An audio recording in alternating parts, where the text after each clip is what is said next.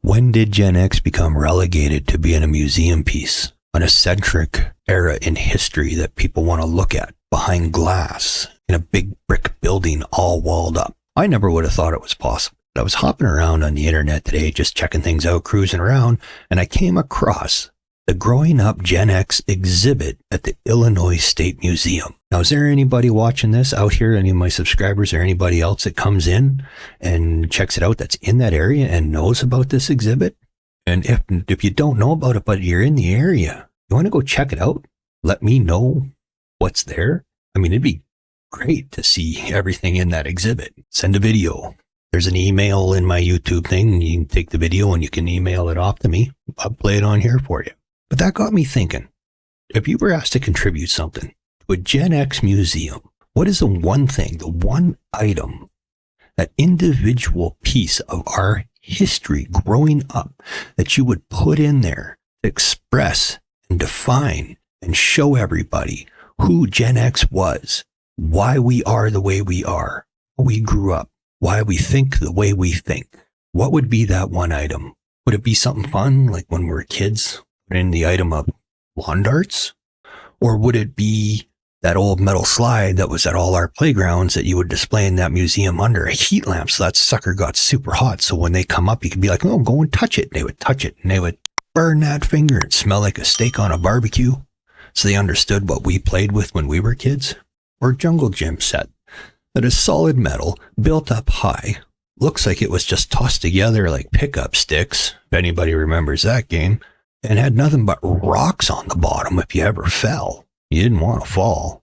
What would it be? What would you add? What would you include in that museum to say, hey, this is who we were? I mean, I did see that they got in it, that they got, of course, got the phones melted to the wall with the cord that you were stuck to. And if you were really lucky, you had the long, double long cord that was like 10 feet that you could stretch around the corner out of the kitchen in the hallway and kind of sit down and talk with your friends, which was mostly the girls did that. And guys really wouldn't get on the phone. You'd just be like, yeah, I'm home. Your buddies would come over. You would be like, okay, cool, I'll be there. And you'd take off and you'd go meet them somewhere. They had that.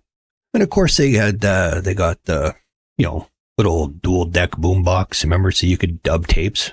Oh, dubbing tapes. You remember when the boombox came out with the dual cassette with fast dubbing, high speed dubbing? You could duplicate your tape for your friend in a matter of a few minutes or 20 minutes instead of playing the whole thing. High speed dubbing was great. Led to the first versions of piracy. But nobody really gave a damn then, because you still had to buy the cassettes. And a lot of the blank cassettes were made by the same companies that made the damn albums and put them out. And they made most of their money still at that time through concerts. Now it's changed. So everybody's all freaked out about the piracy and charged $3,000 for concert tickets these days. You'll never catch me going to a concert again. No way. Not worth it. Nobody's worth it. Stage shows aren't as good as they used to be anymore. There are a lot of BS. They're giant stages with a person standing there singing, like, who cares?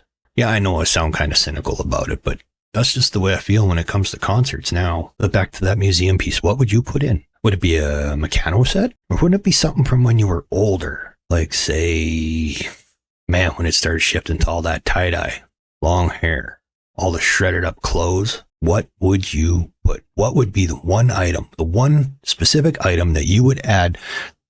Someone could look in that in a museum and it would define your entire Gen X existence.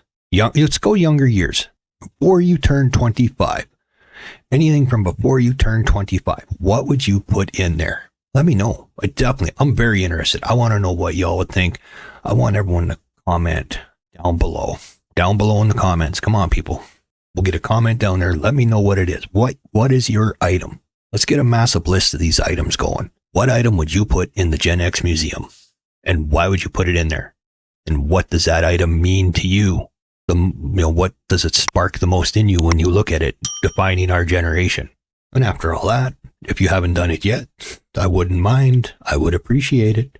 If you liked and subscribed, let me know. Once again, what would you put in that museum? And we will get back to this topic after I see a few comments and at least 100 likes on the video. Come on, folks. Let's get it on this one. 100 likes, 100 comments. That's what I'd like to see. And then we'll come back. We will discuss this in depth. No, I haven't decided yet if it's going to be this Saturday when I am going to run up the first live show. Little announcement later to let everybody know when that'll be. So, until next time, this is Drac saying bye-bye, everybody, and peace out.